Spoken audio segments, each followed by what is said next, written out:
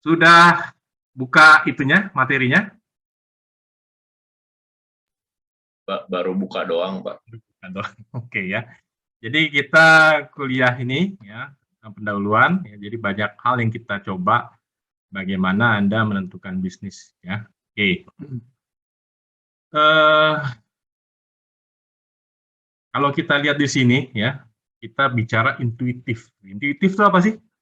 Ada yang tahu intuitif? Intuisi, Pak. Intuisi, bahasa Indonesia intuisi. Apa itu?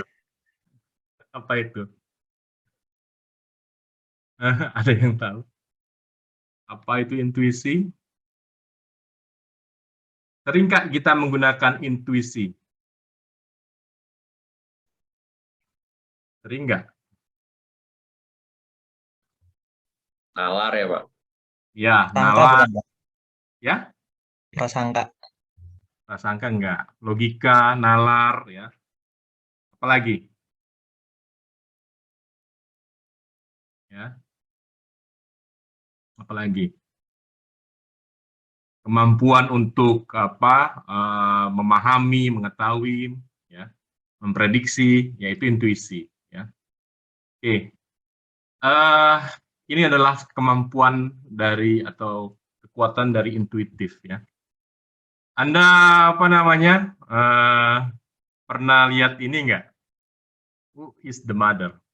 Ada Erwin kuliah pakai celana pendek nih. Sambil makan kongguan ya, Pak. Kelihatan dari itu. Oke. Kalau kita lihat gambar ini, siapa ibunya? Siapa ibunya? Yang baju merah atau yang baju hijau? Jerry. Yang baju merah atau yang baju hijau? Ini biasanya mama nih, siapa nih? Boleh nanya nggak, Pak? Ya, silakan. Itu posisinya di rumah atau di luar, Pak? Posisi apa? Posisi itunya tuh tempatnya, Pak. Di dalam ruangan itu. Kan ada dua pemahaman nih, Pak. Maksudnya gimana? Coba kita. Kalau misalnya dia ada di luar rumah, kalau dia ada di luar rumah, biasanya kan kalau emak-emak zaman modern, stylistnya kayak yang baju hijau tuh, Pak. Terus? Tapi kalau dia ada di dalam rumah dan kita berasumsi bahwa yang baju hijau ini adalah tamu, maka saya akan memilih orang ini yang menjadi who is the mother that the boy is on the left one, yang sebelah kiri. Kalau menurut saya. Gitu. Gitu. Kalau ada di, maksudnya di luar rumah itu maksudnya di tempat apa? Misalnya kan tempat bermain gitu ya, atau gimana? Ya bisa aja jadi mungkin mungkin ke tempat pokoknya selain rumah bisa aja, maaf ya Pak, bisa aja nih di lain rumah. Kalau misalnya dia di luar rumah, yang baju hijau ini mamahnya, yang kiri ini pengasuhnya. Gitu, oke. Ternyata banyak-banyak argumen, oke. Kita asumsikan anak ini sedang di tempat bermain lah. Di sekolah atau di tempat bermain ya. Dan yang pasti dia ada di dalam ruangan.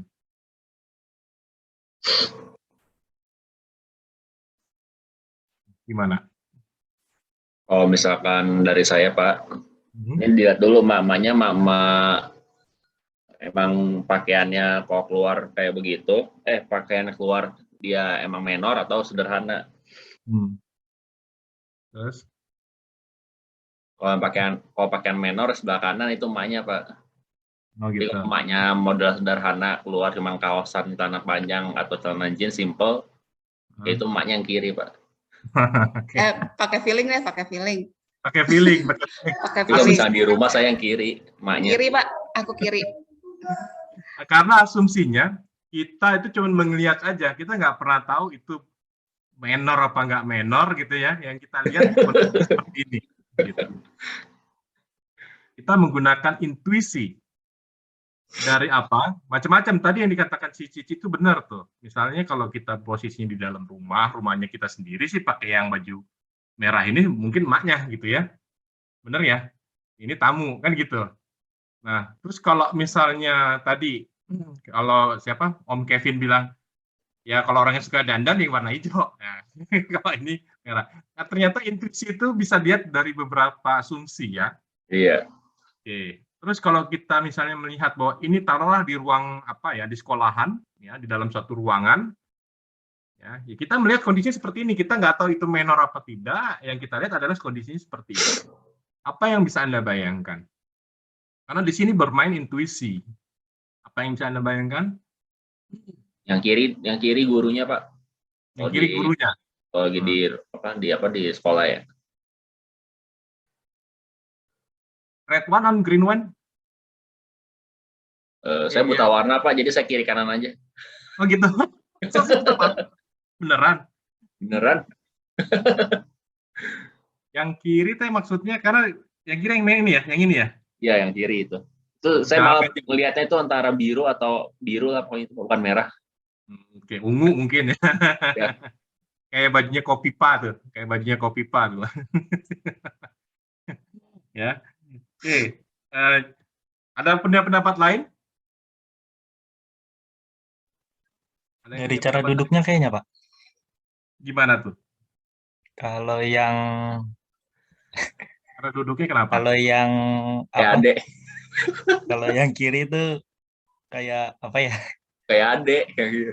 Kalau yang kanan kan kakinya disilangin, kalau yang kiri enggak. Terus hubungannya apa? Kalau lagi di sekolah biasanya yang posisi sebagai ibunya sih yang kanan, Pak. Yang kanan tuh yang baju Cara hijau, duduknya. baju ungu. Yang hijau. Yang hijau. Oke. Ada lagi pendapat lain?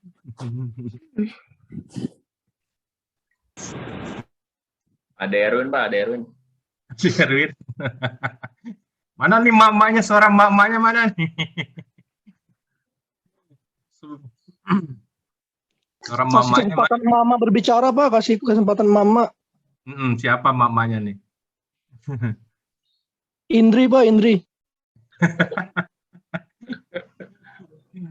Tapi biasanya bapak-bapak yang suka ngeliatin mama di sekolahan tuh. Betul Pak, setuju Pak. Ini Ya. ada pemantau mama Pak. Nah, gitu. Oke ya. Jadi intuisi itu seperti ini ya. Kita bicara intuisi itu. Ada yang mau punya pendapat nggak sebelum saya masuk ke dalam materi? Ada yang punya pendapat lain? Tadi pendapatnya Cici bagus tuh. Ya, di dalam apa di luar sekolah. Makanya kalau di dalam rumah ini berarti emaknya nggak dandan ya gitu. Kalau di luar sekolah gimana gitu ya. Bahkan sampai disebut pengasuh atau bukan. Ya. Oke, ada pendapat lain? Kalau saya melihat dari kita masuk ya ke materinya ya. Kalau saya melihat dari sisi gestur sebenarnya. Intuisinya dari sisi gestur. Kenapa? Yang tahu? Gestur tahu ya? Perilaku, tata duduk, tatapan gitu ya. Ada yang tahu? Yang dari posisinya yang kanan tegak, yang kiri lebih santai ya, Pak. Ya, ini tegak, ini lebih menunduk. Iya. Lihat posisi kakinya, jadi disilang disilang. Yang kaki kanannya disilang ke kiri, yang ini yang kaki kirinya ke kanan. Lihat dengan kaki ini. Sejajar. Sejajar. Nggak menutup, nggak defense. Tidak menyilang. Iya. Posisi badannya agak menunduk. Betul ya? Tatapannya ke si anak, beda dengan ini. Ya. Yang kiri berotot, Pak. Yang kiri berotot. Biasa kerja keras atau biasa nenteng anak? Ya, yang bisa gendong anak biasanya berotot, Pak. Nenteng anak. Oke, jadi dari penjelasan itu bisa disimpulkan yang mana ibunya? Ibu, mamanya yang kiri, Pak. Yang pakai baju ungu, Pak. Oke, ya. Jadi kita bisa melihat pertama adalah dari sisi wanita ini dulu. Ya, kita bicara intuisi, kadang-kadang intuisi itu kan feeling ya, feeling, perasaan, naluri, nalar, prediksi dan segala macam. Ya, itu menjadi satu. Biasanya kalau seorang ibu pasti kalau lihat anaknya sedang main gitu ya, atau sedang di suatu tempat, pasti posisinya dia akan selalu siap. Siapnya bagaimana? Kita lihat di sini. Kalau kakinya nyilang seperti ini, ya, anaknya tiba-tiba jatuh, dia akan kesingkat kakinya. Tersingkat kakinya, tahu ya, nyilang. Karena dia butuh cepat. Kalau ini dalam kondisi standby, dia akan siap berlari ke anaknya jika anaknya terjadi kenapa-napa. Menunduk, ya, dia juga akan selalu siap turun ke bawah untuk menolong anaknya, dan tatapannya dia selalu melihat ke anaknya. Beda dengan ini, tatapannya melihat ke si ibu yang berbaju merah. Ya. Nah, terus apa lagi? Dari sisi anaknya, di belakangin itu orang lain. Yang di belakangin itu orang lain. Ya, dia akan selalu merasa nyaman jika dia selalu melihat ibunya ada di depannya. Itu intuisi. Nah, dari intuisi ini, ya, itu bisa menjadi suatu ilmu. Ya, lihat apa ilmunya? Gesturnya. Yang dilihat dari tata letak tatapan ibunya, dari rasa percaya diri sang anak gitu ya. Karena dia selalu ingin melihat ibunya ada. Ya, makanya si anak ini selalu menatap ke ibunya, bukan menatap ke si yang baju hijau. Arahnya. Ya, seperti itu. Nah, itu intuisi. Jadi kita melihat sekilas seperti ini, ya kita lihat aja posisi-posisi seperti ini bisa menjadi suatu intuisi. Dan ini menjadi suatu kekuatan dalam bisnis yang kadang-kadang kita nggak pernah sadari. Ya, jadi kita perhatikan, ya seperti ini, ya. Tes ini mungkin sulit gitu ya, dan cukup rumit. Tapi tes ini dapat meningkatkan intuisi dan kreativitas Anda. Ya, seperti tadi Cici itu bisa menyampaikan di dalam apa di luar. Itu kan meningkatkan intuisi dan creativity.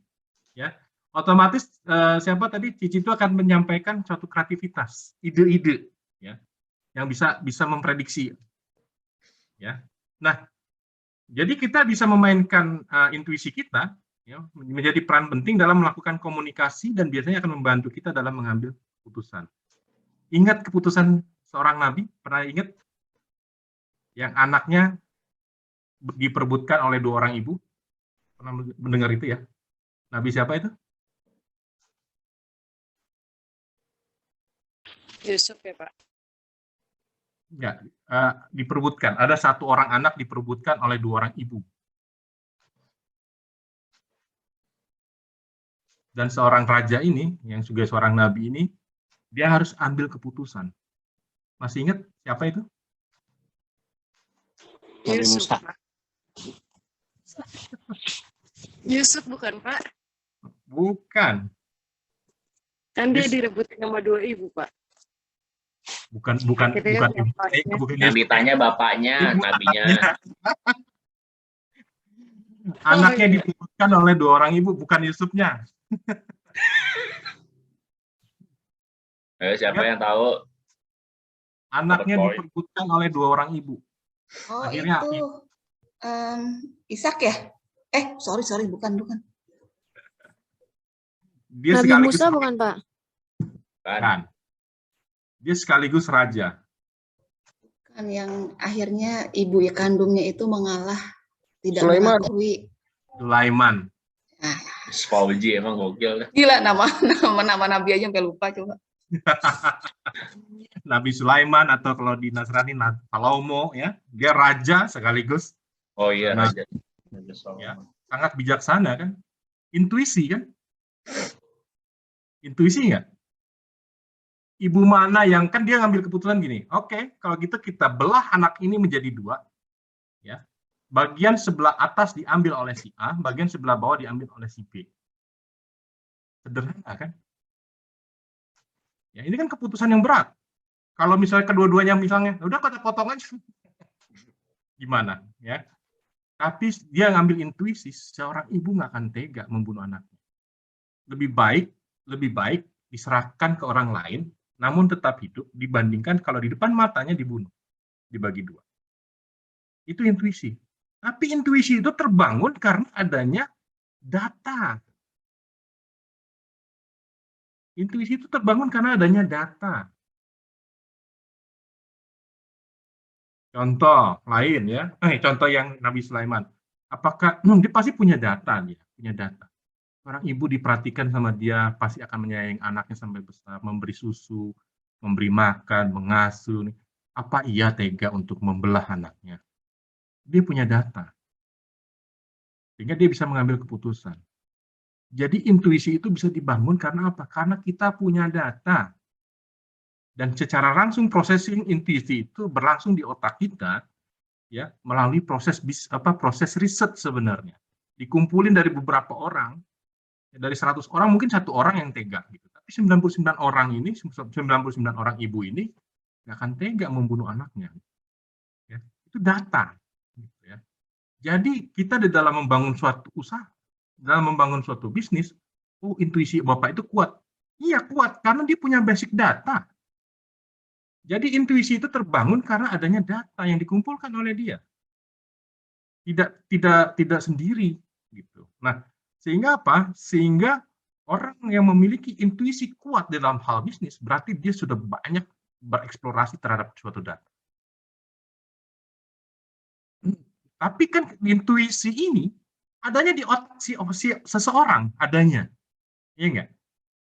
Misalnya Om Kevin punya usaha tuh, misalnya kafe, ya, pasti kan nggak langsung buka kafe, enggak kan? Pasti kan ada riset dulu, ada data dulu.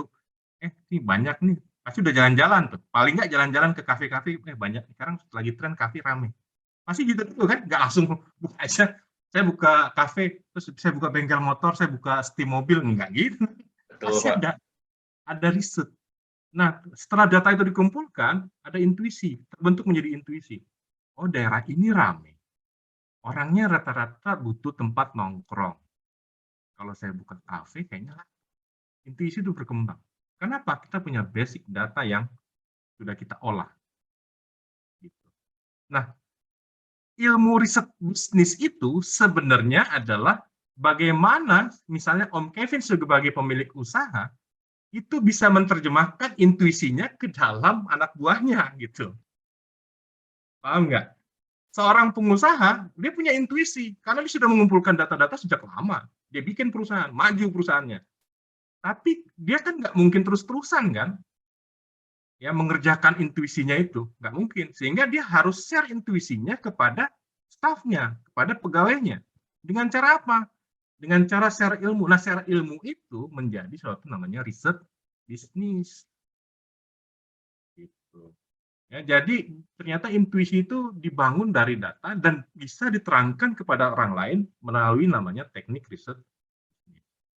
Oke, sampai sini ada yang mau bertanya? Ada yang mau didiskusikan? Cukup jelas? Apakah semua orang punya intuisi? Semua orang bisa dikatakan memiliki intuisi pada saat dia sudah memiliki data dan dia memiliki kemauan. Contoh, kalau kita intuisi itu macam-macam ya. Ada intuisi untuk bisnis, ada intuisi untuk pinter, ada intuisi untuk jadi juara. Gitu. Kan macam-macam intuisi itu. Kalau saya mau jadi intuisi saya mau jadi juara, saya pasti akan cari itu. Orang menjadi juara itu kenapa sih? Misalkan, oh ternyata dia latihan 10 jam sehari, misalnya lari. Terus latihan apa lagi? Teknik pernafasan. Dia kumpulkan itu. Nah, jadi sesuai kebutuhannya dia. Jadi tiap orang tuh beda, intuisinya berbeda. Ya, kalau saya mau menjadi seorang wirausahawan, misalnya wirausaha, intuisi saya harus berkembang menjadi seorang wirausahawan. Ya, jadi intuisi itu masing-masing. Ya, apakah setiap orang punya? Pasti punya, karena dia punya basic data. Bahkan seorang penjahat pun itu punya intuisi. Seorang penjahat. Kenapa? Seorang perampok, penjamret, atau pencoleng ya, pasti punya intuisi. Dia ngeliatin kan, ngamatin rumah gitu. Ya, kalau rumah ini sepi, jam seberapa? Jam sekian. Jam berapa lagi? Sekian. Intuisi ini menjadi satu pelaku kejahatan. Oh berarti amannya itu kalau nyolong itu, nyuri itu, jadi maling itu jam sekian. Gitu. Seperti itu. Jadi siapapun punya intuisi, tergantung pada kebutuhan apa dia gunakan intuisinya. Tapi intuisi itu terbangun berdasarkan data. Maling tadi kan dia intuisinya jadi maling dia. Ini aman, kerjakan. Tapi dia kumpulin data dulu. Oh, ternyata rumah ini ditinggalkan jam sekian sampai jam sekian. Gitu. Dan rumah ini ternyata sudah tidak diteralis dan segala macam. Intuisi dia terbangun. Gitu. Ya sama, pengusaha juga seperti itu, dikumpulkan data, intuisinya terbangun. Siapapun itu. Ya, jadi itu the power of intuisi, ya. Kekuatan intuisi. Nah, di sini ada yang mau bertanya? Cukup jelas, cukup paham? Ya, kalau nggak ada pertanyaan kita lanjut. Ya, jadi kita lihat di sini, ya. Intuisi itu, ya, kalau dalam kasus kita bisnis ya, jadi kita nggak bicara yang lain. Bisnis atau entrepreneur, ya. Intuisi itu biasanya dimiliki oleh seorang entrepreneur karena memang intuisi dia, keinginan dia untuk menjadi seorang entrepreneur itu terbangun. Ya, terbangun intuisinya, kuat intuisinya menjadi seorang entrepreneur. Dan dia bisa mengatasi problem, ya. Dia evaluasi, ada solusi dan ada aksi. Ya, dia tidak berdiam diri. Ya, tidak berdiam diri.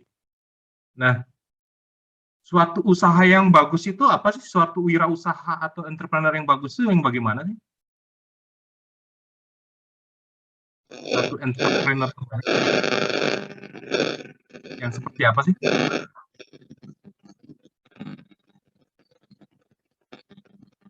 Yang seperti apa? Entrepreneur yang baik itu.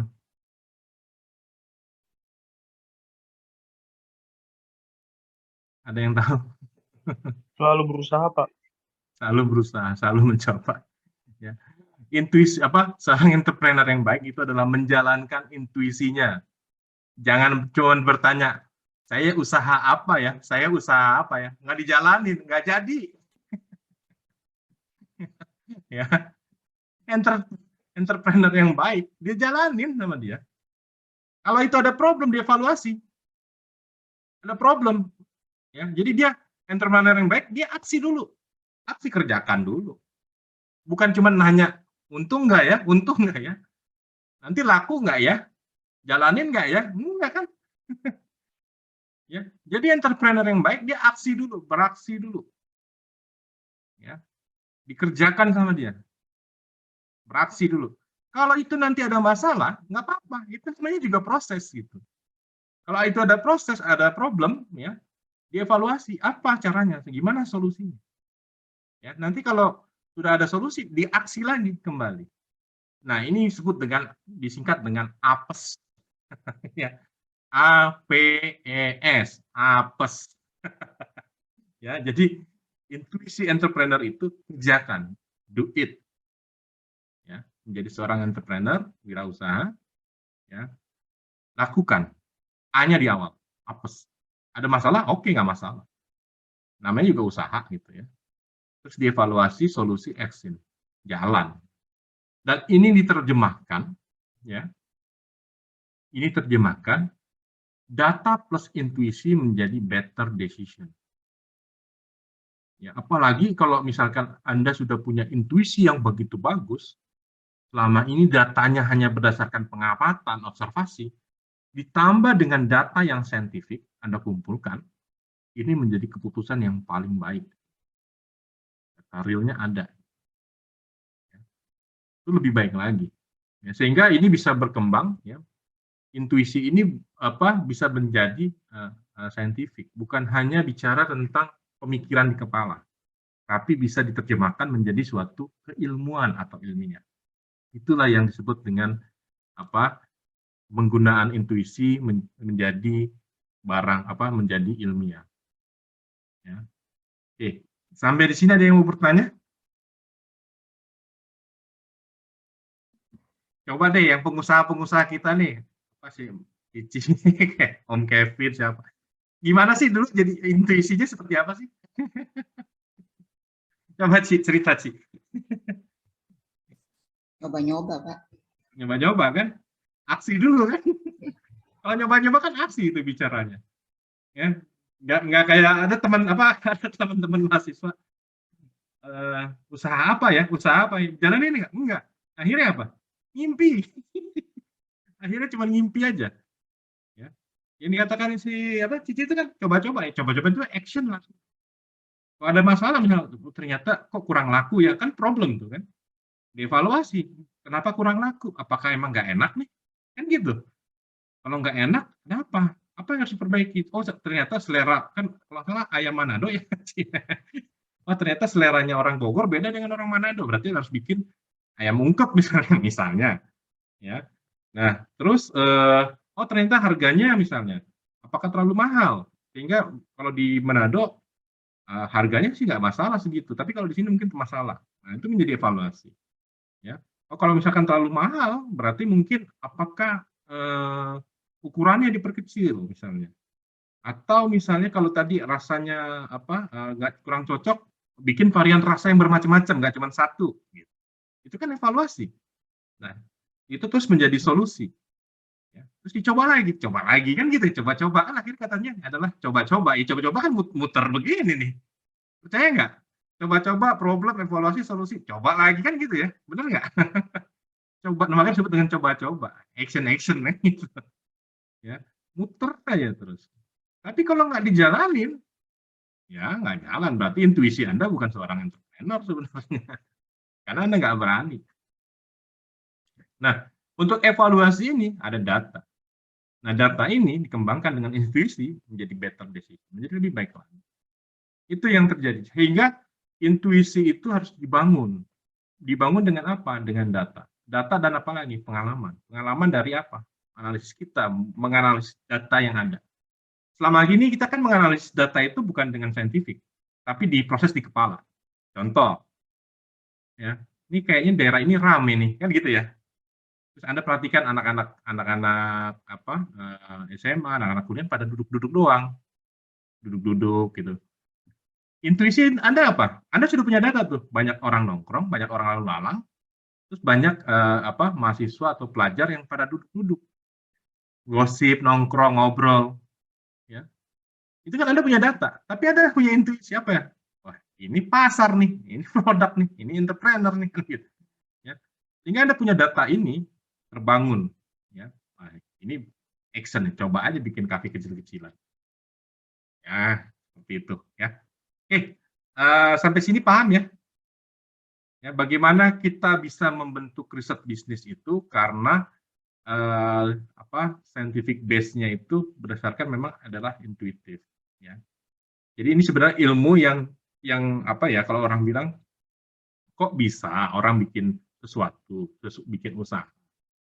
Berdasarkan apa? Intuisi. Intuisi itu memang nggak bisa diterjemahkan ya ke dalam sesuatu yang orang bisa pahami. Contoh, pernah lihat gajah ya di kebun raya di kebun binatang? Pernah lihat gajah? Pernah ya? Ya, Pak. Nah, kalau Cici lihat gajah di kebun binatang, apakah bisa menyampaikan ke Om Kevin itu dengan cara yang sama? Nih, dari menatap wajahnya, ini gajah. Mungkin begitu nggak? Enggak kan? Pasti nyeritain. Om Kevin, binatang apa yang punya belalai, punya gading, kupingnya lebar, badannya besar? Binatang apa? Tahu nggak? Kevin jawabnya capung, Pak. Jerapah ya. Nggak mungkin. Masa capung punya belalai, punya gading, jerapah punya belalai, punya gading, kan nggak mungkin. Ya, artinya apa? Artinya intuisi itu ternyata bisa diterjemahkan ke dalam sesuatu yang real. Ya, sesuatu yang real sehingga setiap orang bisa menggunakan ilmu ini dalam menyusun riset atau dalam menyusun bisnis gitu. Kan nggak mungkin misalnya Bill Gates misalnya, atau siapa lagi ya, yang pengusaha-pengusaha deh, ya, CT ya, CT. Ya dia punya intuisi bisnis gitu. Ya, terus kita apakah dia terus-terusan mau intuisinya digunakan? Kan enggak, capek gitu ya. Sehingga dia harus menerjemahkan ini ke pegawai-pegawainya bagaimana mengembangkan bisnis yang dia miliki. Ya kan nggak mungkin ngebelah kepalanya supaya orang itu tahu, kan enggak. Sehingga si staffnya ini membuat riset and development. Bapak mau apa? Kan pasti ditanya itu. Saya mau buka usaha yang semuanya bikin happy. Usahanya PT kan usaha happy-happy semua kan. Mall, apalagi. Trans TV, media, apalagi. Transmart, apalagi. Ya. Nah ini diterjemahkan oleh staffnya ya, dengan kajian bisnis. Ya, jadi seperti itu. Jadi pengembangan bisnis itu berdasar intuisi bisa dikembangkan menjadi sesuatu yang real. Tadinya kan sesuatu yang abstrak tuh, abstrak. Apa ciri gajah? Punya gading, punya belalai, punya kuping yang lebar, punya badan yang besar. Itu abstrak. Ya, tapi bisa diterjemahkan atau bisa dijadikan suatu gambar. Oke, ya. Nah, kita lihat di sini ya. Riset bisnis itu adalah salah satu alat manajerial untuk membuat keputusan dalam rangka mengembangkan usaha. Ya. Salah satu alat untuk membuangkan keputusan. Apa saja yang dikembangkan? Apa saja yang dikembangkan? Di sini yang pengusaha siapa lagi nih selain Cici sama Om Kevin? Ada yang lain? Ada kok, Pak. Siapa? Ada, cuma kayak nggak mau muncul aja. Padahal sayang lu, mumpung kita diskusinya mata kuliah riset bisnis. Lydia, Pak, Lydia. Ah, Lydia. Mana Lydia? Kalau nggak nyaut, kita nggak absen nih. Apa Lydia? Apa, Pak? Apa saja yang dikembangkan? Jadi bicara riset bisnis adalah satu alat manajerial untuk membuat mengembangkan usaha. Nah, kan kita bicara mengembangkan usaha, apa saja yang dikembangkan? Lydia, kalau Anda punya usaha, apa saja yang dikembangkan?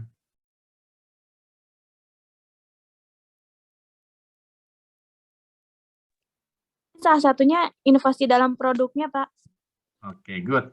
Inovasi dalam produk. Jadi jangan terus kita berpikir bahwa usaha itu yang dikembangkan pasarnya. Enggak. Kalau kita berorientasi pada pasar terus, pasar itu akan jenuh. Ya, pasar itu akan jenuh. Ya, yang dikatakan Lydia benar, inovasi dalam produknya. Contoh, kenapa dibilang pasar itu akan jenuh? Anda pernah lihat kijang doyok ya, kijang doyok, tahu kijang doyok ya? Kalau misalnya Innova Ribbon bentuknya kayak kijang doyok itu nggak berubah dari kijang doyok, terus kijang kapsul, kijang apa namanya sebelum kapsul ada kijang kotak ya, kijang doyok, kijang kotak, kijang kapsul, Innova Ribbon bentuknya kayak kijang doyok terus. Pasarnya jenuh nggak? Jenuh nggak Lydia? Pak, orang bosen jadinya. Bosen kan bentuknya gitu, nggak berubah. Bosen, pasarnya jenuh. Orang akhirnya akan apa? Beralih ke produk lain yang modelnya berbeda. Ya, jadi kita jangan selalu berpikir tentang pasar terus, diintervensi pasarnya. Tidak. Ya. Nah ini yang membedakan antara riset pemasaran dengan riset bisnis, itu yang membedakan. Kalau riset pemasaran yang dipikirkan adalah pasar, bagaimana mengembangkan pasar.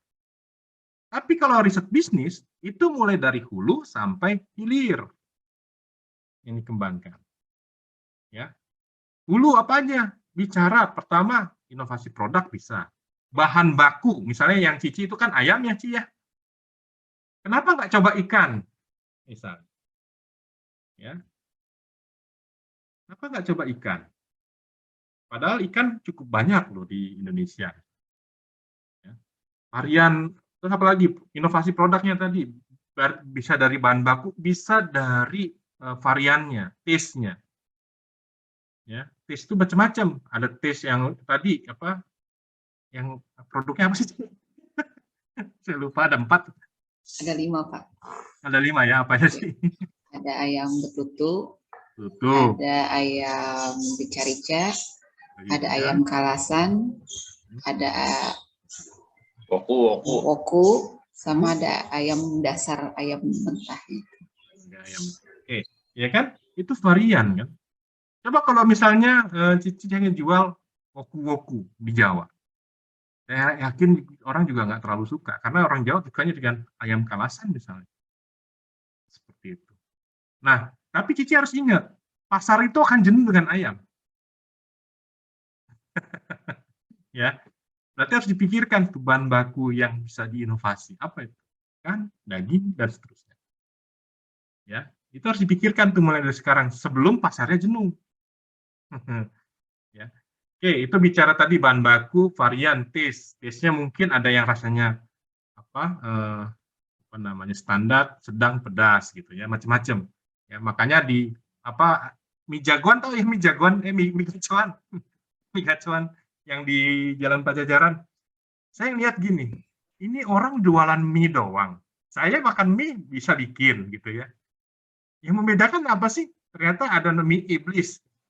Mie iblis itu yang pakai kecap, terus levelnya 1 sampai 10.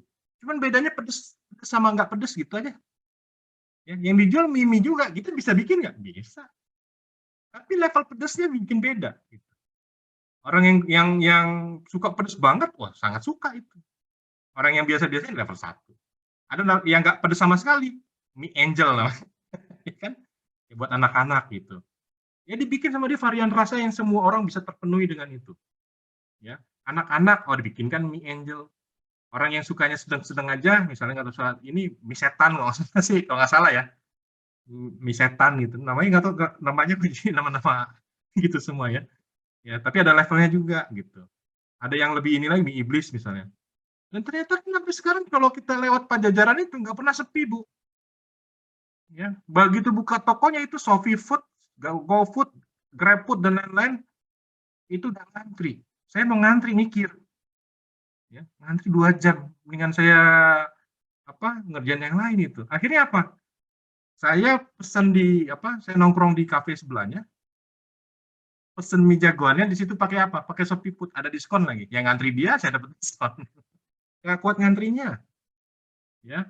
Nah, kenapa? Karena produknya dipikirkan, varian produknya dipikirkan. Sehingga pasarnya itu bisa terpenuhi oleh semuanya pada level yang berapapun. Ya. Nah, cuman nanti itu akan mengalami kejenuhan. Kenapa? Orang malas ngantri. Nah, itu harus dipikirkan tuh. Ya kan? Orang malas ngantri. Kenapa? Karena pasti nanti akan muncul pesaing tuh kalau sudah begitu. Ya, akan muncul pesaing. Kenapa? Apa sih yang dijual? Mie doang. Level itu doang, gitu ya. Terus orang sampai ngantri. Ya.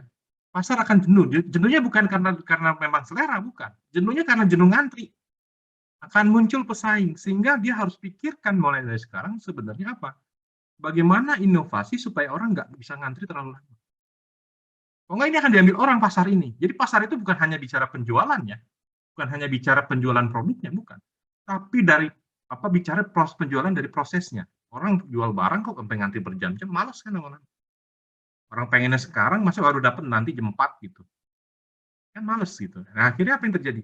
Ada pesaing muncul, dibuka, dia mirip. Mungkin tadinya mie gacoan, saya mau bikin mie jagoan. Misalnya. Ya kan, bisa aja dong. Nggak boleh. Boleh aja. Saya bikin rasanya sama, saya tiru kok. Tapi nggak ngantri. Sehingga apa? Pasar terbagi 2. Yang tadinya di mie gacoan itu 100, pindah ke saya 50. Jadi 50-50. Apa yang terjadi? Omset dia akan turun. Gitu. Jadi proses penjualan itu juga harus dipikirkan. Itu bedanya riset bisnis, memikirkan semuanya. Ya, memikirkan semuanya. Nah, apalagi dari sisi pasar. Ya tadi sisi pasar ya kita mau mengembangkan pasarnya ini ya harus dilihat terus ya keinginan pasar itu seperti apa.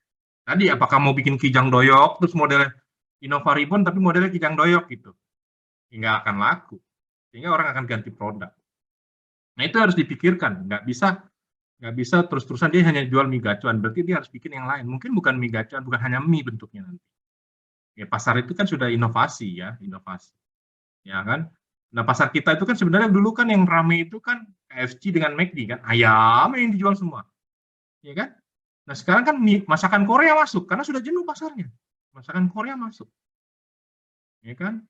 Apalagi masakan Jepang masuk, ya. Karena orang udah jenuh dengan ayam. Apalagi sekarang jualan ayam ada di gerobak juga banyak, ya. Namanya apa? Fried chicken, Kentucky Fried Chicken, tapi kok di gerobak gitu ya. Ya, jadi sudah ada di jalanan, ya pasarnya jenuh gitu. Sehingga masuklah produk-produk lain. Itu diinovasi terus. Pasar itu butuh apa sih? Diinovasi terus. Ya, jadi di dalam riset bisnis, ya, di dalam riset bisnis itu bukan hanya memikirkan hanya pasar, tapi mulai dari hulu sampai hilirnya. Ya, mulai dari bahan bakunya sampai ke pasarnya, itu dipikirkan. Bahkan sampai prosesnya pun dipikirkan. Tadi proses ngantri apa tidak, proses pembeliannya dipikirkan. Ya, dipikirkan. Karena enggak, kenapa? Ada relung yang akan diisi oleh orang lain, pesaing. Nah, itu gunanya riset bisnis itu kita mau cari relung mana yang kosong yang bisa diisi orang lain. Kalau relung itu diisi orang lain, jangan sampai nanti dia lebih baik daripada kita. Selesai itu. Persaingan bisnis itu seperti itu. Tapi kan rezeki udah diatur sama Tuhan, Pak. Iya, kalau kita nggak usaha kan itu bukan rezeki juga. Ya rezeki itu harus diusahakan, nggak cuma kita tidur di kamar dan nanti datang rezeki sendiri. Ya enggak lah. Rezeki itu kan nggak seperti itu gitu ya. Rezeki itu harus diusahakan. Ya. Jadi di dalam riset bisnis itu kita harus terus melakukan riset supaya kita bisa tahu relung mana yang akan menjadi celah buat pesaing masuk. Itu di riset bisnis. Nah, mengapa perlu dilakukan? Ya, mengapa perlu dilakukan? Jadi kita lihat gini, ya. Kita lihat gini, ini kotak ya, ini kotak. Ini kotak. Ya, kalau kita sebagai seorang pengusaha, kita sebagai seorang usahawan, kita sebagai seorang sesuatu, itu jangan berpikir di dalam kotak. Kenapa? Kalau kita berpikir di dalam kotak ya bagus-bagus aja. Contoh, saya sebagai pengusaha mie gacuan, saya datang ke dalam tempat penjualan. Saya duduk manis di situ. Saya dengan bangganya, usaha saya maju ya. Wah, ini bisa terus-terus maju begini ya. Keren juga saya ya. Selesai itu usaha Anda. Ya. Anda harus keluar dari kotak. Lihat apa yang terjadi di dalam kotak Anda itu Anda lihat. Anda keluar dari kotak, Anda lihat apa yang terjadi di dalam kotak. Ya. Begitu kita keluar dalam kotak, astaga, ini yang ngantri sampai begininya. Kalau ini nanti ini relung celah ya, celah yang akan diisi orang lain. Kalau ini dibiarkan terus-menerus, nanti orang akan kabur. Selesai saya. Ya. Sehingga harus berpikirnya itu apa? Kita di luar kotak. Jangan kita berpikir di dalam suatu bisnis itu sendiri. Pikirkan kalau kita sebagai konsumen gimana. Pikirkan kalau kita sebagai produsen ininya gimana. Itu harus dipikirkan. Ya. Jadi kita harus berpikir di luar kotak. Melihatnya di luar kotak, jangan di dalam kotak. Kalau di dalam kotak kita cenderung apa? Santai. Kalau kita santai cenderung apa? Lengah. Lengah itu akan diisi oleh saing. Gitu ya. Jadi kita lihat di sini, ya, jangan cuma berpikirnya di dalam kotak, tapi kamu harus ada di sini. Lihatin apa yang terjadi. Kotak kamu itu ada ancaman nggak dari luar? Kotak kamu itu ada ancaman nggak dari dalam? Jangan-jangan nanti kasus Hollywood apa? Yang Hotman Paris apa? Hollywing, Pak. Hollywing ya. Hollywing itu kan dihancurkannya dari dalam itu. Bukan dari luar loh, dari dalam. Bubar itu perusahaan. 3.000 orang lu nganggur. Ya. Cuman gara-gara munculkan kayak gitu. Selesai itu. Artinya apa? Yang menjadi relung Anda itu bukan hanya pembeli. Bisa jadi pegawai Anda itu menjadi relung nanti. Pencipta kelengahan itu bisa jadi dari dalam. Makanya kita harus berpikir di luar kotak. Gitu. Ya. Jadi yang dihancurkan dari mana? Dari dalam. Selesai kan semua. Gara-gara cuman ada pernyataan seperti itu yang minum gratis yang namanya si Anu dengan si Anu. Selesai sudah. Bubar itu perusahaan 3.000 orang nganggur seluruh Indonesia. Cuman kata-kata seperti itu. Ya, jadi kita harus berpikir seperti itu, jangan di dalam kotak saja, di luar kotak. Ya, berarti ada kelemahan yang bisa dimanfaatkan orang. Ya, kita nggak pernah tahu apa celahnya, makanya sebagai seorang pengusaha itu harus melihat semua. Kayak contohnya, kok bisa minuman gratis untuk nama yang seperti ini? Kita kan tahu di Indonesia itu kan sangat sensitif nama itu gitu. Ya kan? Kok bisa diloloskan? Kan aneh. Berarti kan ada sesuatu. Apa iya pegawai nggak ngerti? Pasti ngerti. Kan gitu. Berarti kan ada sesuatu. Pesaing masuk di situ dengan mudahnya.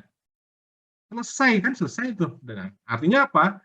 Ternyata relung itu bukan hanya dari orang luar, tapi bisa juga dari dalam perusahaan. Ya, sehingga kita harus berpikirnya di luar kota. Apalagi bahan baku, hati-hati bahan baku. Ya, bahan baku. Hati-hati. Kenapa? Bisa jadi bahan baku kita itu diakalin orang tidak sesuai dengan spek. Hati-hati.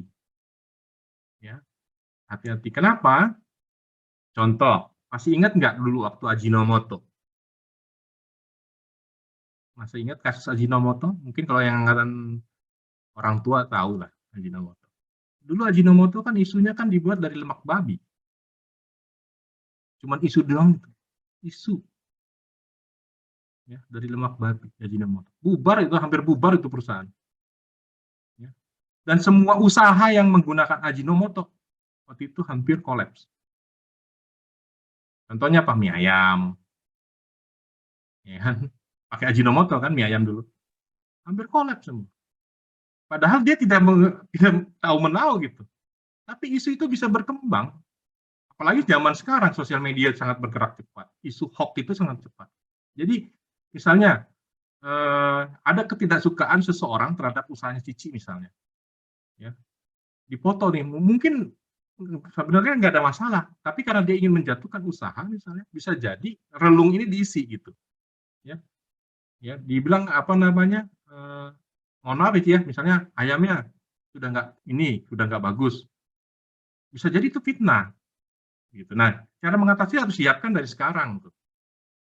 Harus disiapkan. Kenapa? Itu akan bisa jadi muncul. Gitu. Ya. Kayak kasus inilah sarden berbelatung. Itu kan sebenarnya kasuistis kan, nggak semuanya kan, kasus doang gitu. Ya. Tapi akhirnya apa yang terjadi? Semua sarden kan habis kan.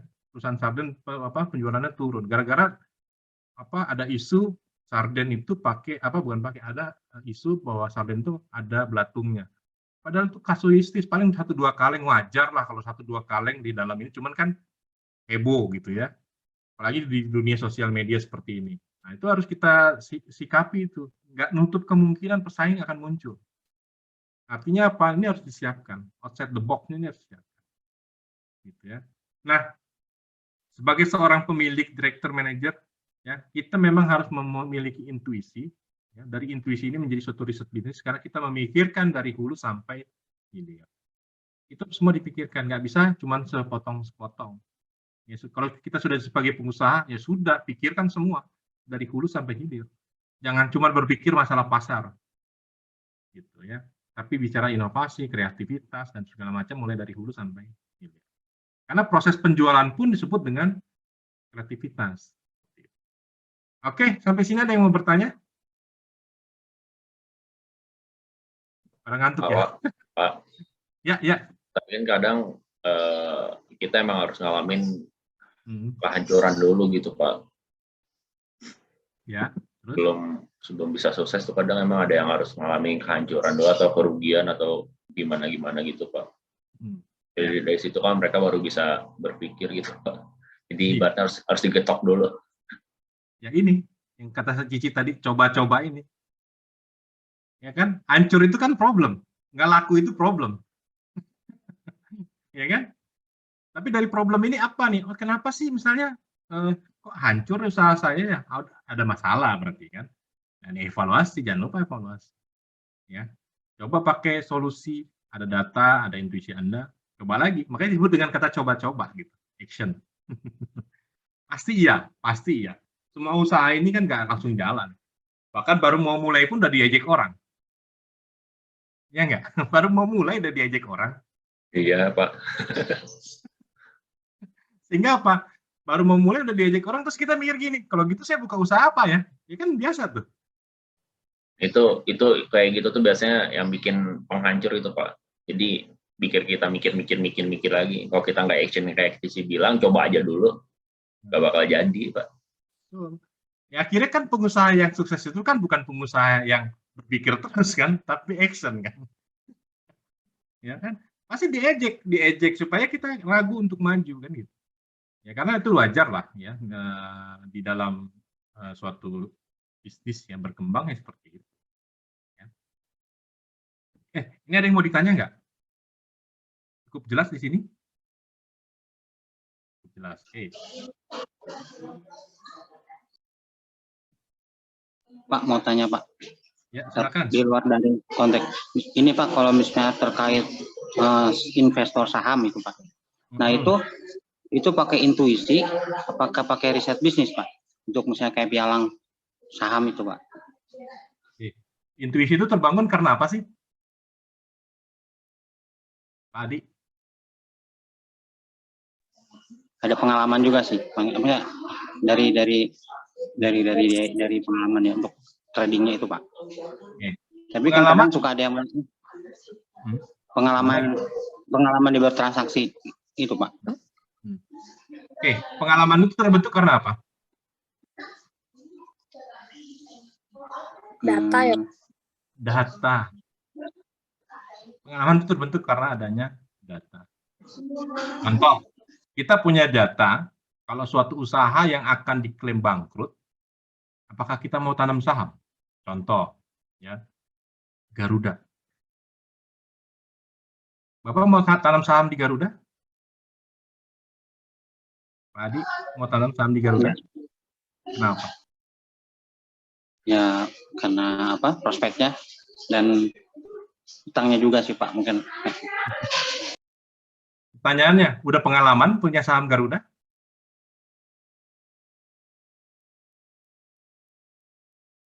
Enggak. Gimana? Enggak. Loh, kok bisa menyimpulkan itu enggak ini? Enggak mau?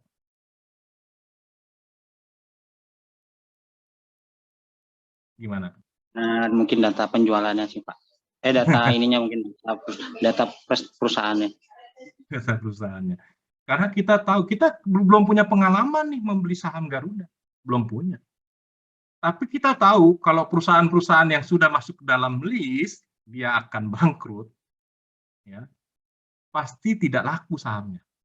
Padahal kita belum punya pengalaman beli saham PT Garuda. Udah punya pengalaman? Enggak. Tapi kita punya data. Kalau perusahaan-perusahaan yang sudah masuk list dalam kategori bangkrut, pasti sahamnya akan anjlok.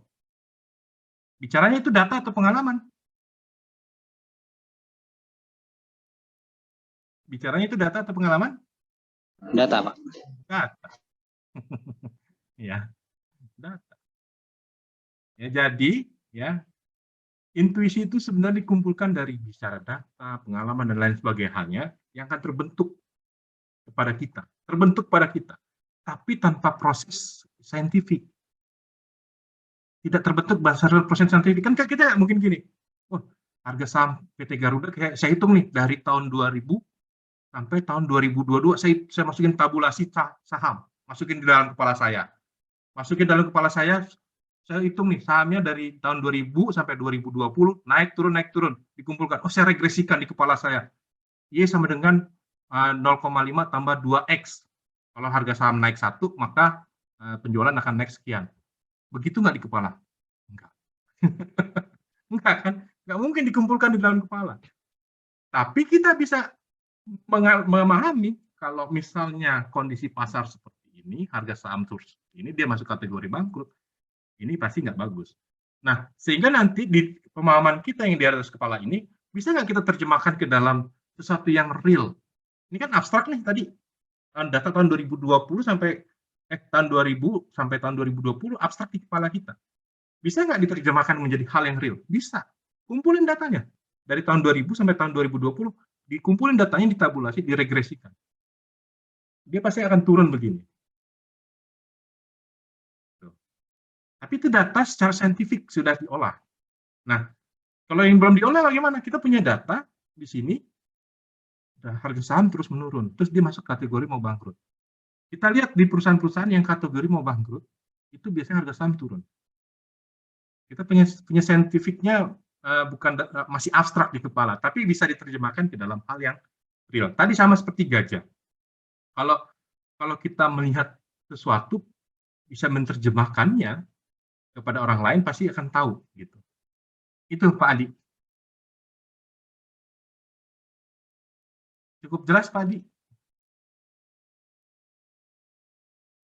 Halo Pak Adi, cukup jelas kah? Jelas Pak. Ada lagi yang mau didiskusikan?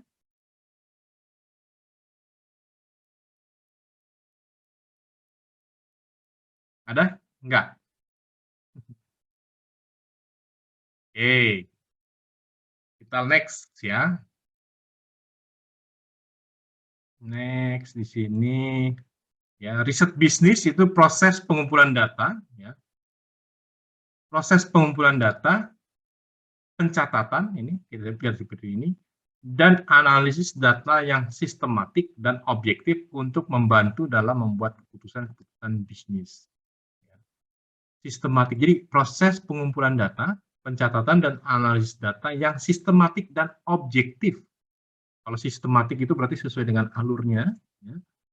Objektif itu jangan masuk unsur subjektif di situ. Kenapa unsur subjektif? Nanti saya ceritakan, ada penjelasannya lagi.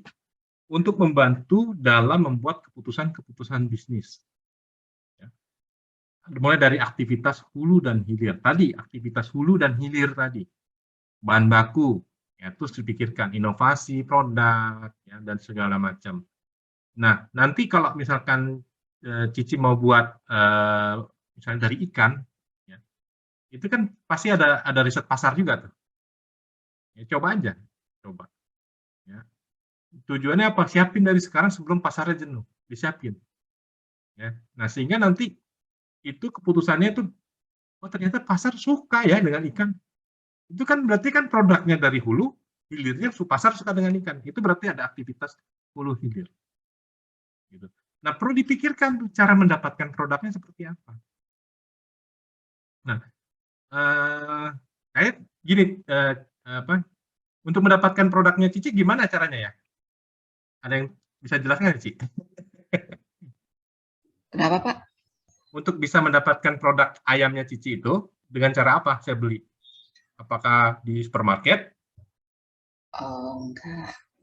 Itu hanya ada di kalau untuk yang media sosialnya saya pakai yang Tokopedia Pak. Tokopedia. Tapi kalau misalnya untuk yang hariannya itu memang kami punya nomor customer service sendiri yang untuk pemesanan order di wilayah Bogor dan sekitar. Oke. Ada lagi mau diterangin? Enggak. Enggak. Secara logika gini aja ya. Suatu saat saya kepengen makan, oh ini kayaknya ayam yang Cici tawarkan ke saya itu enak. Nah, tapi sampai sekarang saya nggak tahu cara belinya gimana. Itu masalah sih. Saya orang deket ya, istilahnya deket lah sama Cici, bisa menghubungi Cici. Tapi saya kan secara personal nggak enak gitu. Kayak ayam ada sih nggak enak gitu ya. Gitu. Ya, nah cara mendapatkannya saya sebagai orang yang kenal sama Cici aja agak sulit. Paham ya? Maksudnya. Artinya apa? Di situ ada proses dalam pemasaran yang harus dikerjakan tuh. Jangan sampai relungnya diambil orang lain tuh. Informasi pasar yang produk yang dijualnya itu belum terpublikasi dengan masif ya. Kalau saya melihat. Nah, coba dipikirkan sih nanti bagaimana membuat ini menjadi masif. Saya melihatnya gitu. Iya betul sih Pak. Untuk pemasarannya memang saya terkendala sama saya punya waktu. Jadi ngebaginya agak sulit. Nah kemarin sih udah ada satu orang yang menawarin untuk di pemasarannya. Jadi mau coba dulu sih lihat nanti teknisnya seperti apa. Karena kalau saya handle sendiri, sepertinya tidak memungkinkan juga untuk di pemasaran. Itu jawabannya sih. Saya baru mau bicara itu. Kalau tadi katakan nggak sempat, harus ada biaya korbanan namanya. Usaha itu mau besar, memang kita yang akan kontrol, tapi mau besar harus ada biaya korbanan. Apa itu? pihak ketiga kah, atau orang lain, staff kah gitu ya. Nah itu biaya korbanan. Artinya ya kita bisa mengembangkan itu, ya kita hitung-hitung plus minusnya. Ya, jangan sampai misalnya, oh ternyata biayanya terlalu besar dibandingkan keuntungannya misalnya. Ya, berarti memang itu harus dipikirkan tuh. Jangan sampai nanti ingat kalau orangnya itu aja pasti akan jenuh. Harus dipikirkan itu. Kan ini kan semacam orang yang dalam jaringan Cici ya kan? Yang Cici kenal aja gitu, belum masif keluar gitu ya. Ini akan jenuh gitu. Ya, jenuhnya apa? Kok ini terus ya gitu ya. Orangnya juga bosan lama-lama seperti itu.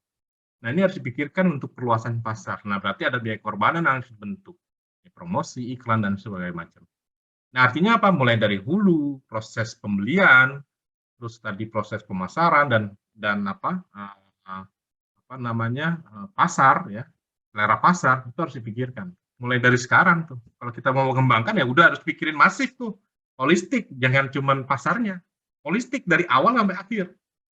Proses-proses di tengah yang menjadi kendala dipikirkan tuh, relung, namanya relung ya, relung celah. Celah-celahnya harus dipikirkan. Gitu. Celahnya harus dipikirkan. Contoh, kalau misalkan Cici terus di ayam, nanti orang akan masuk ke ikan tuh. Saya deh, dengan rasa yang sama tapi ikan. Pasti masuk tuh. Ya. Orang belinya susah. Oh, dia nanti masif dia memanfaatkan sosial media ya.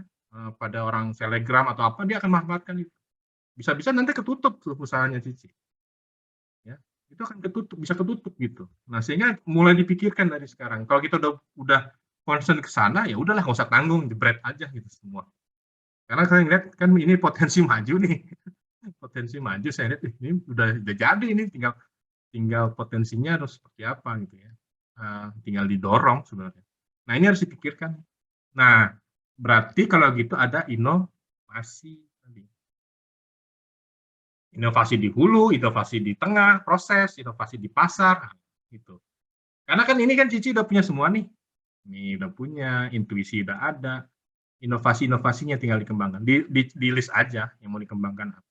Sehingga nanti bisa langsung maju. Yang Lydia juga sama tuh. Ya. Om Kevin juga tuh kan saya liatin kan di statusnya kan pemasaran di ini ya kalau nggak salah ya, ada mengundang teman-teman segala macam ya. Oke. Nah, informasi riset ya tidak dikumpulkan secara intuitif atau kebetulan. Nggak ada semua yang dikumpulkan secara kebetulan. Ya, pasti itu dikumpulkan secara terstruktur sebenarnya. Cuman memang kita mengumpulkan secara terstrukturnya itu masih di dalam kepala. Belum ditulis, belum dianalisis secara riset bisnis, belum. Kepala semuanya. Makanya disebut dengan intuitif. Ya. Nah, sehingga riset itu adalah dari kata kembali, search itu mencari, berarti mencari kembali.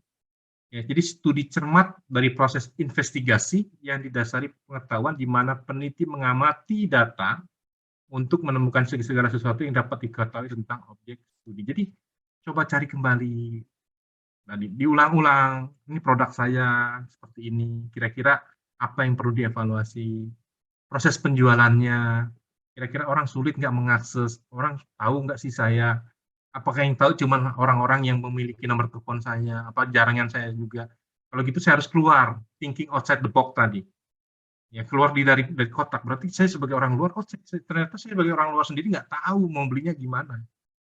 Gitu. Nah, terus berpikir lagi dari sisi pasar. Ini pasar ayam terus apa nggak jenuh nih? Gitu ya. Berarti harus diciptakan sesuatu. Ya. Nah, seleranya seperti apa? Nah, harus dibuat seperti itu. Jadi ada riset, kita amati ya mulai dari awal hulu sampai akhir, kita amati terus, ada punya data lebih baik gitu ya. Menemukan sesuatu tentang objek studinya. Nah, informasi data yang diperoleh secara sistematik dianalisis secara objektif. Ada kata-kata objektif di situ. Kenapa nggak subjektif? Kenapa objektif? Ada yang tahu?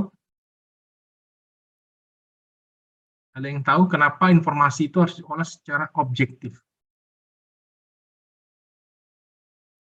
Ada yang tahu? Ada yang bisa menjelaskan kenapa harus dengan objektif? Ya. Kalau subjektif artinya tidak ada pengembangan menganggap bahwa diri kita udah paling benar, nggak ada perbaikan-perbaikan. Betul sih. Ya, ini benar jawabannya. Contoh, Cici akan nanya ke saya, produk saya enak nggak sih? Saya akan jawab enak. Gitu. Kenapa? Saya nggak enak sama Cici. Misalnya ya, misalnya. Nah, misalnya seperti itu. Karena ada perasaan nggak enak gitu. Akhirnya apa? Ya nggak maju ya sih. Oh, ini suka kok. Berarti terus tanya ke Lydia, suka nggak? Oh, suka. Padahal misalnya Lydia juga, aduh saya nggak enak sama Cici. Padahal ini misalnya Cici ya, jangan tersinggung ya. Ini buat contoh gitu. Misalnya seperti itu. Akhirnya apa yang terjadi? Wah, orang-orang bilang enak kok. Orang-orang dalam jaringan ya, artinya dalam jaringan itu orang-orang yang kita kenal akan bernilai secara subjektif. Dan itu sangat berbahaya. Kenapa? Karena akan menjadi berbalik ke kita. Gitu. Hati-hati. Jadi ya kita harus berpikir outside the box gitu ya. Ya dari orang-orang yang di luar untuk menilai itu secara objektif. Ya kalau misalnya saudara kita suruh nilai, oh enak. Padahal misalnya ada pedas, misalnya ada asam misalnya. Bahaya buat kita. Nah, jadi objektif itu menjadi sangat penting. Walaupun kita punya data, tapi kita harus tahu tuh data itu objektif atau tidak. Ya, sehingga di sini prosesnya ya ada potential and problem di sini. Kok misalnya produk saya kurang laku ya gitu. Saya tanya ke Lydia, produk saya enak sih? Oh, enak. Selesai tuh sampai di sini. Coba cari dengan orang yang di luar kotak. Ya. Potensial, coba dong produk saja. Terlalu keras misalnya. Terus harga terlalu mahal. Anda punya data tuh. Karena sudah objektif nilainya. Nah, setelah itu Anda produk desain. Diulang. Berarti ini produk saya bermasalah. Mungkin terlalu keras, terlalu pedas misalnya. Ada produk desain di situ. Nah, terus desain validasi dikembalikan orang itu, kita sudah modifikasi dengan selera orang-orang secara umum, kita modifikasi, balikin lagi mereka. Wah, ini sudah cocok atau tidak cocok. Kalau tidak cocok, didesain lagi, gitu ya, di testing lagi, ya, revisi lagi gitu, sampai ketemu. Ya. Nah, sehingga kalau sudah cocok, benar-benar cocok, ya udah produksi massal seperti itu. Ya. Nah, sehingga itu menjadi penting. Penilaian objektif itu menjadi penting. Ya, kalau di IPB ada namanya tes organoleptik, tes rasa. Ya, dari rasanya, dari kualitas barangnya, dari bentuk, dari tekstur, dari segala macam, itu namanya tes organolep ya, dites semuanya. Dulu saya itu ya, Talos Bogor tahu ya, yang Sangkuriang itu kan milik IPB itu. Awalnya mahasiswa IPB itu. Saya itu yang pertama kali ngetes itu rasa tuh.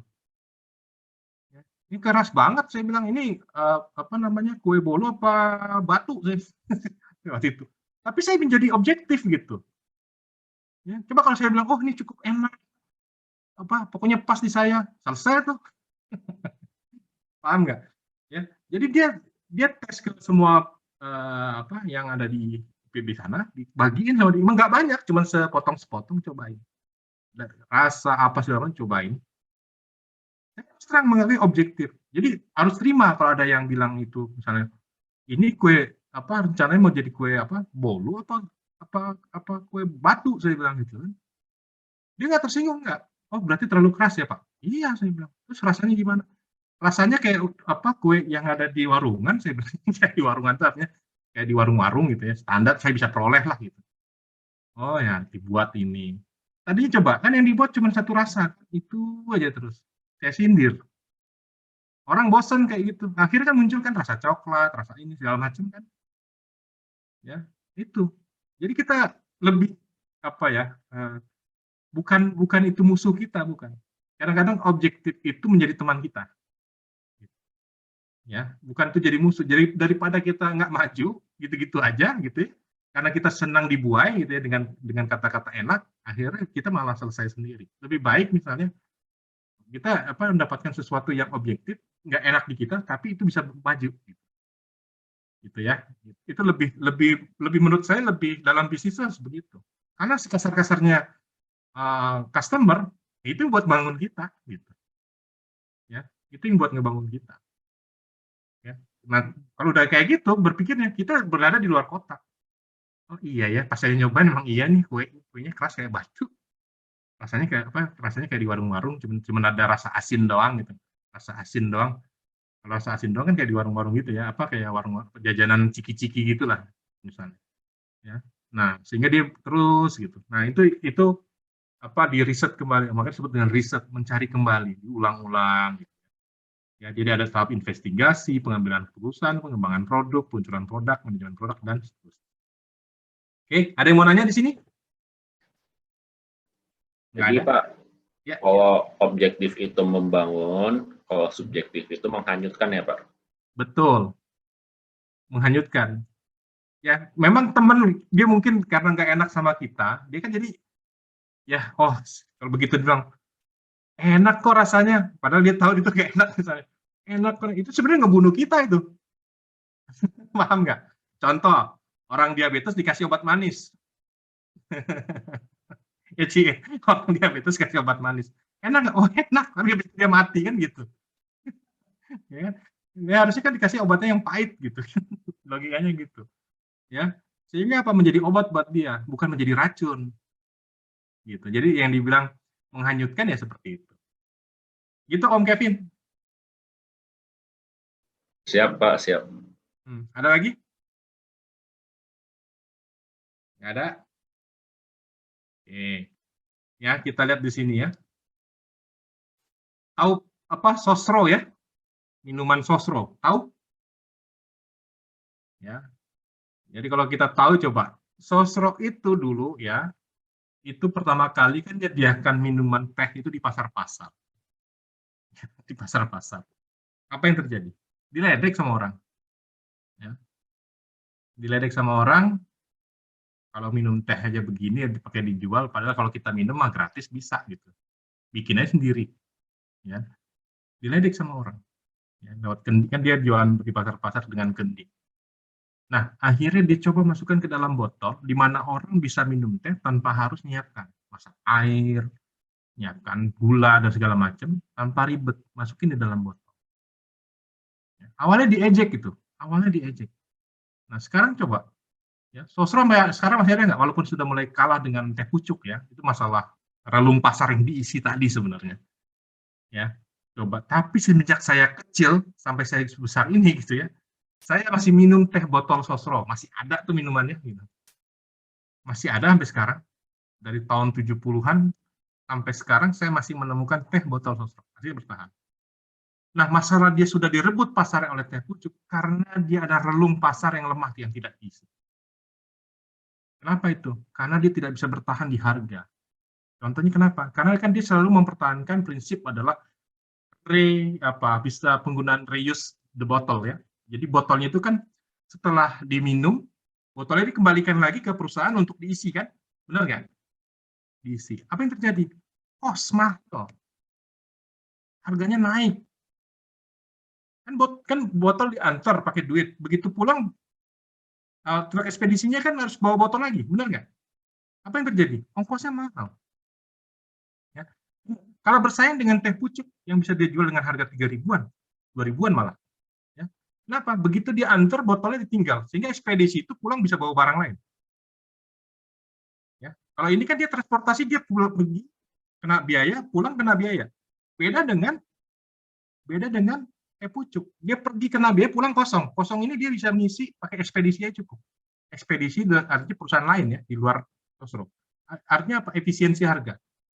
Sehingga cost biaya untuk transportasi turun, sehingga dia bisa menjual lebih murah.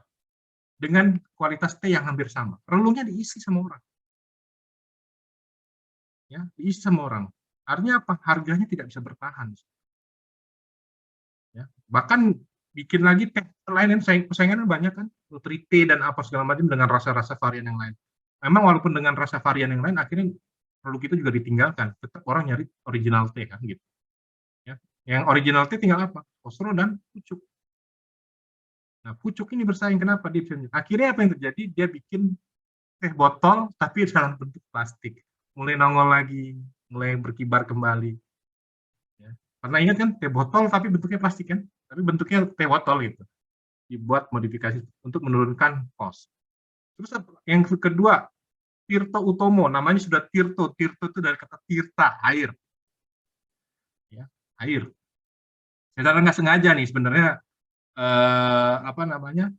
namanya Tirto gitu ya. Dia bikin perusahaan air lagi, pas gitu. Ya, nama Chinese-nya kan Hua ya. Hua siapa tuh? Hua Xin Biao ya. Dia ditambahin A depannya jadi Aqua kan gitu ya. Dulu dia diketawain sama orang tuh. Masa air putih aja dijual lebih mahal daripada harga bensin? Tapi kita ketawain.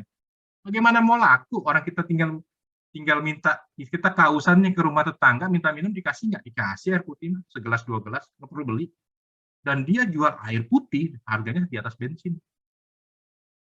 Ya kan? Coba air putih Aqua yang 1,5 liter berapa harganya? Ya kan? 13 apa 12 lah. Ya kan? Nggak nyampe kayaknya. Ya. Kalau 7.000 misalnya, kan sama dengan bensin. Kenapa nggak minum bensinnya sekalian?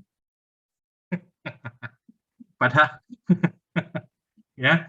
Nah, tapi dia nggak patah semangat. Intuisinya dia waktu itu, dia sempat diketawain. Dia lihat gini, ya. Ada kawannya yang dari Amerika Serikat itu, istrinya minum air dan sakit perut. Nah, sehingga prosesnya adalah bagaimana orang mendapatkan air putih itu dengan mudah, tapi higienis. Mudah bawanya, higienis, dan bisa didapatkan di mana saja. Coba sekarang lihat Aqua ada di mana? Di meja presiden juga ada, kan? Padahal dulu dia diketawain ya. Dulu diketawain kan? Air putih kalau dijual. Coba sekarang di meja presiden apa? Ya. Nah, terus dia kalah bersaing sekarang nih dengan si putih dan si butek. Istilah itu pernah dengar? Aqua galon dan ada yang tahu? Aqua galon dengan apa? Si butek dan si bening. Pernah dengar istilah itu?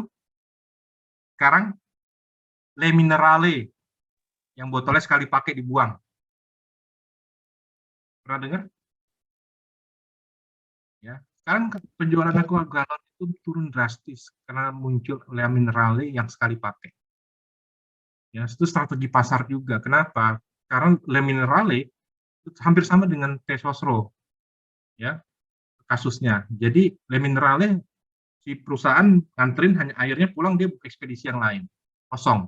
Ya. Bayangkan dengan Aqua galon yang dia pergi bawa galon dengan air, pulang dengan galon kosong. Cost-nya nggak bisa bertahan, makanya harganya lebih tinggi. Ya. Nah, sekarang orang bisa dapatkan minuman dengan harga yang mirip dengan Aqua tapi lebih murah. Ya kan? Nah, itu yang terjadi. Sehingga apa? Harus ada inovasi di situ. Relungnya diambil lagi sama orang lain untuk Aqua galon. Ya kan? Karena inovasinya tadi. Kira diambil lagi sama kasus Aqua galon, inovasinya diambil oleh Le Minerale, kalah dia. Nah, terus kita lihat di sini ya. Steve Jobs ya. Steve Jobs itu coba kita lihat di sini banyak perusahaan yang akan mengurangi jumlah karyawan sebagai keputusan bertahan di tengah kegencangan persaingan. Logikanya kan seperti itu ya. Logikanya ya sudah nggak bisa bertahan, ya kurangin pegawai. Tapi dia punya data, ya, dia punya data. Kenapa? Dia tidak ambil data, tidak ambil mengurangi karyawan. Yang diambil apa? Menawarkan produk terbaiknya kepada pelanggan, sehingga dengan demikian pelangganlah yang akan terus merogoh kantongnya untuk beli produk itu. Artinya apa? Artinya dia inovasi terus produknya. Inovasi terus produknya. Ya, sehingga apa? Orang akan terus beli produknya. Ya, kalau orang beli terus produknya, artinya apa? Penjualan terus meningkat. Sehingga karyawan nggak perlu dikurangi. Gitu ya. Nah, cuman memang waktu itu, ya, karyawannya Steve Jobs itu ada yang keluar. Dulu kan sebenarnya Android itu kan sebenarnya sistemnya Apple itu, Macintosh kan itu. Awalnya itu adalah sistemnya Macintosh, Android itu. Dia keluar, jadi ini adalah bagian riset. Jadi si Apple itu meminta untuk pengembangan software Apple, ya, dimintalah pegawainya untuk mengembangkan Android. Nah, terus si pegawainya ini keluar dia memberikan sistemnya Androidnya ini kepada Google, dijual gitu ya. Nah, sehingga yang terjadi adalah persaingan. Sekarang kan Apple dengan Android bersaing kan? Ya, sehingga apa? Terus bersaing tuh. Ya. Tapi dia tetap tidak mau sampai hancur. Ya, dia terus mengembangkan produknya, inovasi produknya.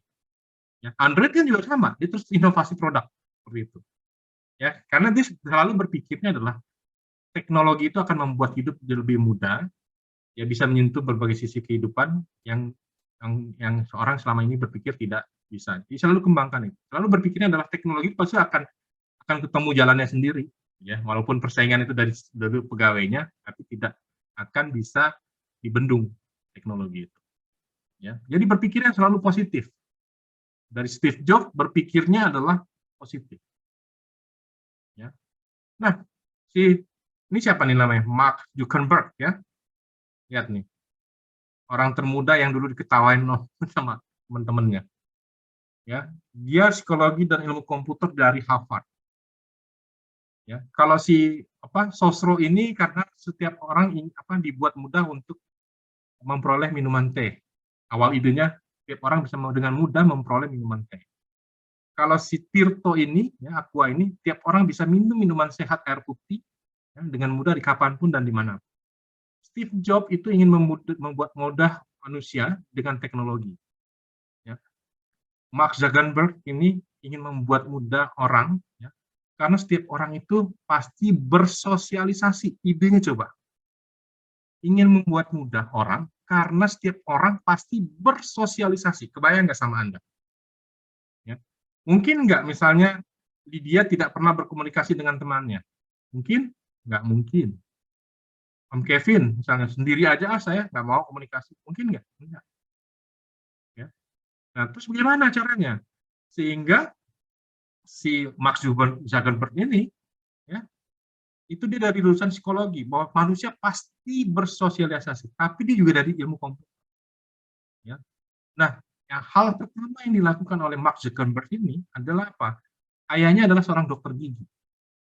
Ya, seorang dokter gigi yang kalau mau ketemu harus janjian dengan buka praktek, itu sangat sulit sekali.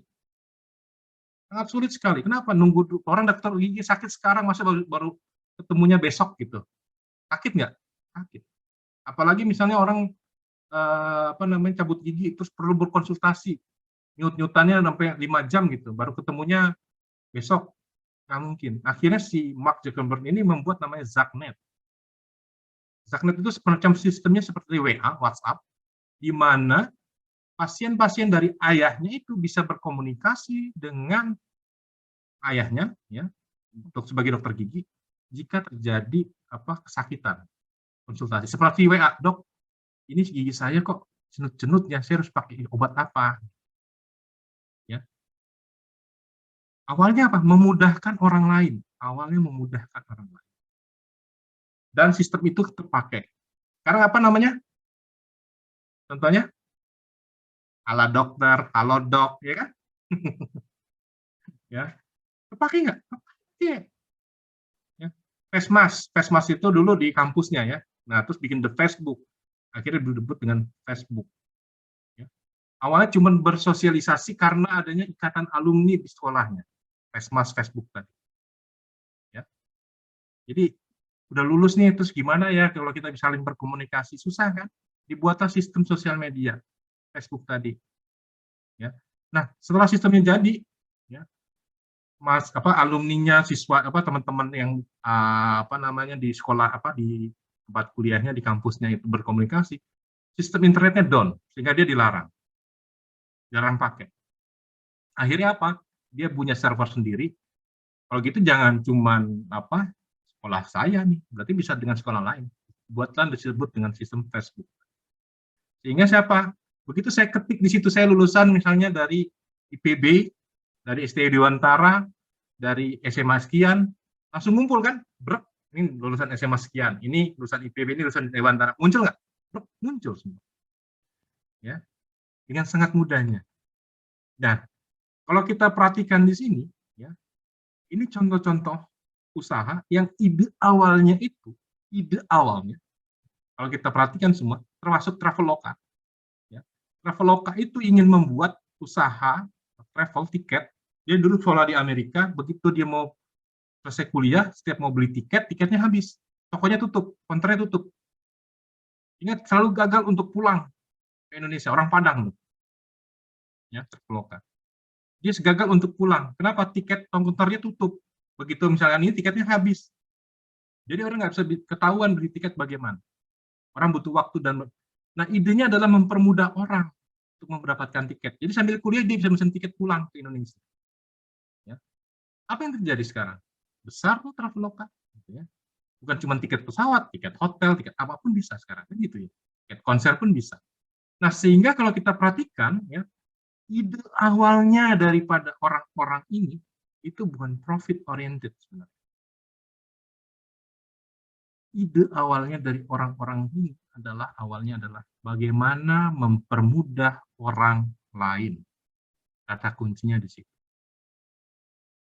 Ya. Kata kuncinya adalah bagaimana kalau kita mau buka usaha, bagaimana saya bisa mempermudah orang lain. Enggak profit awalnya, enggak ngomongin profit. Coba kita perhatikan di situ. Enggak ada yang satupun yang bikin profit enggak. Bagaimana orang bisa minum teh buatan saya? Bagaimana orang bisa minum aqua dengan mudah? Bagaimana orang bisa pakai ini supaya teknologi bisa digunakan? Bagaimana orang bisa konsultasi ke dokter dengan mudah? Bagaimana orang bisa kumpul alumni dengan mudah? Traveloka, bagaimana saya bisa bantu orang supaya bisa beli tiket dengan mudah? Ya. Ide awalnya adalah bagaimana mempermudah orang lain. Karena dari situlah ya nanti akan berkembang kebutuhan orang. Ya, orang-orang itu akan butuh karena kemudahan yang dibuat. Nah, kalau kita lihat di sini, ya, ada yang mau ditanya nggak? Ada yang mau ditanyakan? Belum, Pak. Oke, belum, oke, ya.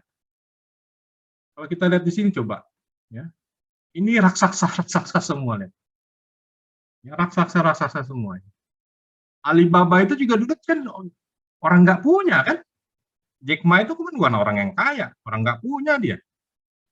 Tapi ide awalnya adalah bagaimana mempermudah orang lain, gampang memperoleh barang. Muncullah Alibaba itu. Ya, kayak Topet sekarang lah. Ya. Microsoft itu orang yang dianggap nggak waras. Kenapa? Dia kan autis. Ya. Tapi dia memiliki kemampuan apa? Kemampuan untuk bikin program. Ya. Orangnya menyendiri gitu ya. Apa ya sekarang coba apa yang terjadi? Microsoft perusahaan raksasa. Ya, bahkan Albert Einstein pun ya itu autis. Ya, kerjanya apa? Kerjanya bukan nyakitin sih, sebenarnya dia tidak tahu itu menyakiti atau tidak ya. Jadi dia membuat kertas, ya kertas dipukulkan ke temannya. Yang pertama dengan lembut dipukulkan nggak kenapa-napa, tapi begitu disabet kertasnya dengan cepat, temannya berdarah. Muncullah rumus EM sama dengan MC kuadrat. Kenapa? Karena ternyata sesuatu yang lembut dengan kecepatan yang tinggi itu bisa menjadikan sesuatu energi yang dasar. Kan cuma seperti itu, berpikirnya kan sederhana itu, sederhana semua. Amazon, bagaimana orang bisa beli buku dari seluruh dunia ini dengan mudah. Bahkan Amazon ini menjadi salah satu orang terkaya, pencipta Amazon ini, orang terkaya di dunia. Yang kedua itu adalah Bill Gates, yang ketiga Alibaba, si Jack Ma ini. Google, coba. Ide awalnya kan dia bagaimana menolong orang lain, mencari search engine itu, mencari barang, mencari secara gratis, email, ya, mempermudah. Gojek, ide awalnya kan mempermudah juga, bukan orientasinya bisnis. Karena dia dulu kerjanya apa? Dulu waktu di Harvard, siapa namanya Nadim ini, itu sering menjadi itu loh, ngambilin buku, misalnya Kevin ngambil buku di perpustakaan. Kalau telat kan kena denda ya. Nah, dendanya itu sama dengan beli buku baru. Nah, sedangkan si mahasiswa ini nggak bisa karena harus kuliah di sana kan agak ketat. Nah, sehingga apa yang terjadi? Dia menjadi orang yang sini deh saya titipin bukunya ke perpustakaan. membantu orang awalnya. Ternyata habis itu berkembang teman-temannya. Kok saya juga mau balikin nih buku, tapi kok susah ya. Ini saya titip ke saya, mempermudah orang. Ya, terus orang bisa transportasi. Ya, gimana caranya dari satu tempat ke tempat lain dengan mudah. Dibuatlah Gojek. Gojek, Gosen. Ide awalnya apa? Mempermudah orang. YouTube, bagaimana Anda bisa nonton video orang belajar, mengerjakan sesuatu, servis mesin dan segala macam. Mempermudah orang. Ya. McDonald, ya. Mempermudah orang bisa makan dengan harga murah di Amerika. Dulu kan krisis kan di Amerika itu, orang makan susah, mahal, ribet, lama dan segala macam. Ya, McD membuat sesuatu, burger, hanya roti, kasih daging yang sudah diolah, tumpuk, bakar. Harganya murah, hanya sampai $1, mudah buatnya, dan siapapun bisa beli. Orang nggak bisa beli makan seafood, bisa beli ini dengan mudah dan murah. Ide awalnya hanya menolong orang, membantu orang. Ya. Nggak ada ide yang macam-macam, membantu orang awalnya. Ya. Nah, riset bisnis ini ya, membutuhkan waktu. Ya. Ini bisa Anda baca deh ya, karena ini Anda bisa lihat sendiri di PPT-nya. Saya singkat saja. Ya. Jadi di sini, ya. Jadi pembuat keputusan ya, harus bisa mengidentifikasi alternatif. Ya. Kita lihat di sini. Apakah ada kendala waktu? Kalau ada kendala waktu, ya, apakah tersedia? Kalau kendala waktu, ya tidak bisa dilakukan. Gitu ya. Kalau misalkan tidak terkendala dengan waktu, ya lanjut. Data ada? Ada. Ya, kalau misalkan ada data, sifat keputusannya strategis apa enggak? Kalau strategis, lanjutkan ini. Ada manfaat atau biaya enggak? Lakukan riset bisnis. Ya, jadi tahapannya seperti ini. Ya, ada kendala waktu, ketersediaan data, sifat keputusan, manfaat versus biaya, dan sebagainya. Ya, riset bisnis harusnya tidak dilakukan jika kita punya kendala-kendala yang memang mungkin bukan satu keputusan strategis. Ya, karena keputusan strategis itu penting, butuh data. Ya, nah kondisi pengambilan keputusan itu tergantung apa? Ini, ya, certainty, ya, kepastian, risiko dan ketidakpastian. Ya, jadi pilihannya yes, no, maybe. Itu. Ini topik-topik bisnis ya, bisa dilihat di apa namanya di slide juga ya. Nanti yang saya sampaikan tadi, nanti di dalam laporan semuanya bisa pilih apakah mau aspeknya itu ekonomi dan perusahaan, silakan aja ini topiknya. Terus kalau mau finansial dan akuntansi, ini topiknya, yang bentuk laporan nanti yang kuliah ke-10. Kalau manajemen produksi ini topiknya, gitu ya, silakan dibaca. Riset penjualan, ini tadi yang saya sampaikan, bahwa mulai dari hulu sampai hilir. Ya, dari hulu sampai hilir. Ini kan finansial pun harus dipikirkan. Ya. Terus tadi SDM pun harus dipikirkan. Ini jangan-jangan musuhnya dari dalam sendiri gitu ya. Ini juga harus dipikirkan. Nah, terus hilirnya juga harus dipikirkan. Gitu ya. Silakan aja nanti pilih saja topik-topik yang sesuai. Oke. Terus ini masih berapa slide lagi ya? Oh, tinggal 1 slide ya. Karena ini waktunya cukup lama juga ya. Udah pada kelaparan terus sampai ada yang ngunyah sendiri. Oke ya. Bisnis saat ini tidak hanya bicara lokal, regional dan nasional, namun internasional, lintas negara dan benua. Kita udah nggak bisa bicara lagi bisnis itu adalah lokal, nggak. Kenapa? Saya mau beli mobil misalnya, ternyata saya beli mobil misalnya dari Surabaya. Kan saya nggak perlu ke Surabaya kan? Ya cukup lihat di OLX misalnya mobilnya. Tipenya cocok segala macam, ada OLX konfirmasi itu ya, OLX auto bisa dikirim dari sana ya, sudah lintas regional lah. Apalagi misalnya saya mau beli barang udah nggak perlu lagi misalnya saya harus beli ke Mangga 2, enggak, saya beli komputer bisa dari Singapura langsung ya kan, dari China misalnya bisa langsung beli laptop. Artinya apa? Sudah bicara lintas negara dan benua. Nah terus contoh lain ya, 5 negara ya, membentuk namanya satu Uni Eropa, membentuk pasar tunggal di situ. Ya. Tidak memiliki sifat identik untuk produk konsumsi. Padahal bicaranya satu ya, hamparan kayak kita itu kan di Pulau Jawa ada Banten, Jawa Barat, Jawa Tengah, Jawa Timur. Satu hamparan. Tapi bahasa Banten dengan bahasa Jawa Barat beda nggak? Beda. Jawa Barat dengan Jawa Tengah beda nggak? Beda. Bahasanya beda, makanannya beda nggak? Beda. Padahal satu pulau tuh gitu ya. Hampir sama seperti itulah Uni Eropa. Ya. Kenapa? Karena bahasa, agama, iklim, dan tradisional berbeda.